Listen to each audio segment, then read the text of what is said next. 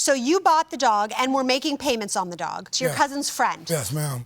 And you presented us with a contract. I think this is the defendant's version of the contract. Now, it does say in this contract that you do not have the right to transfer or sell the puppy until it's fully paid off, correct? Right. And you had not fully paid off the puppy yet. Ms. Luther, how did you find out about the plaintiff? I met him at 4 in the morning at 7-Eleven when I noticed the dog sitting in the rain and how beautiful she was. And In the rain?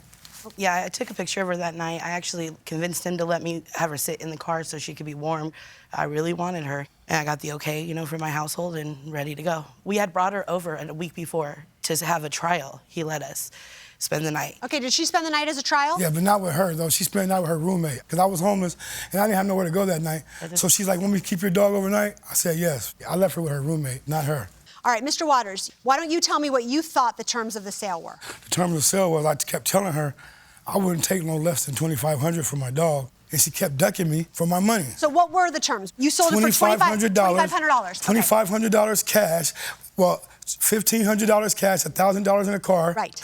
And I'm paying $2,500 for the first breed because it's an irreconcilable difference between me and her. So she had to pay me for the first breed cost. That's why I'm asking for first breed cost. That wasn't the agreement, though. First pick of the litter. Right, so that's $2,500. Okay, so that's what it is. Okay, so $2,500, but Plus $1,000 of that was going to be a car. Yes, and plus first pick. Plus first pick of the litter when the dog bred. Okay. Yes, ma'am. So this is the deal. Oh, but also it was drugs. There was drugs also. Okay, there were some drugs involved. We don't want to as trade. All right, we don't want to get into that. We're not a criminal court. We don't want to drudge that up. Okay. You say you gave him the equivalent of $500. Yes. She gave me $300 in drugs, $100 cash. That's it. That's what really was transpired. Okay. $400 in the raggedy ass Subaru with bullet cases in it. Right. So $400 equivalent. And she says $500 equivalent. After that, you discover there are bullet casings in the car. A whole bunch of them. Ms. Luther, where did this car come from? Did you steal a friend of mine in St. Helens, we drove an hour and a half to get the car. It had 110,000 miles on it. It was a good running car. But you agree that you did not pay him everything that you agreed to? Absolutely, I agree with you. So what happened 2 days later? 2 days later, my son has having a garage sale, and a person that we do not know, and to this day don't know, walked up and told my son, you guys getting that dog from Curtis? You know that it's not even his dog. He can't even sell it, right? So I called Curtis. He comes over with that contract. And that, when I read it, stated, first of all, she's not allowed to be bred without written permission. She's being sold as a companion pet only. Right then and there, I'm like, you sold me a dog that I can't breed. That was the whole situation. Because you claim that you would have needed written permission to breed the dog. Correct. I can't breed her because that contract stipulates that. And she's also not allowed to even be sold again. So it was an illegitimate sale. His sale was illegitimate as well. Let's say that he wasn't allowed to sell the dog. Does that mean that you can get away with not paying him? No, it does. It means I need to pay the original breeder because he still owes on the dog, first of all. And you think that the original breeder could come after you for the dog? Correct. Guess what? That's not right. We'll answer that question later. Judge Corriero. Or could come after me for having puppies. I want both of you to listen to me very carefully because I need answers and I need focused answers.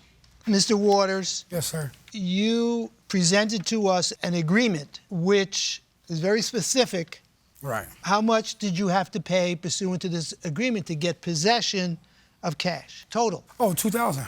And how much did you owe? $800. What made you sell the dog to the defendant? Because I was on drugs and I couldn't keep it at the time. That's why. And I was homeless and I didn't want to keep the dog, expensive dog, outside with me in the tent. That's the truth. I was homeless and I was vulnerable. But you knew you didn't have authority to sell it. Well, I didn't think about it. I was on drugs, so. Okay. In any event, you have the dog now, yes. Am I right? What did you give him? I gave him $300 that day in Scappoose with the car. 200 blues. Blues? Yeah, what are blues? Fentanyl pills. You gave him Because he propositioned it, and he knew where we could get it. Just relax a minute. So, essentially, we have a part of the purchase price here is an illegal transaction. Correct. Well, yeah. You have no I right think it's legal to trade. It might be legal to trade drugs. Listen to me.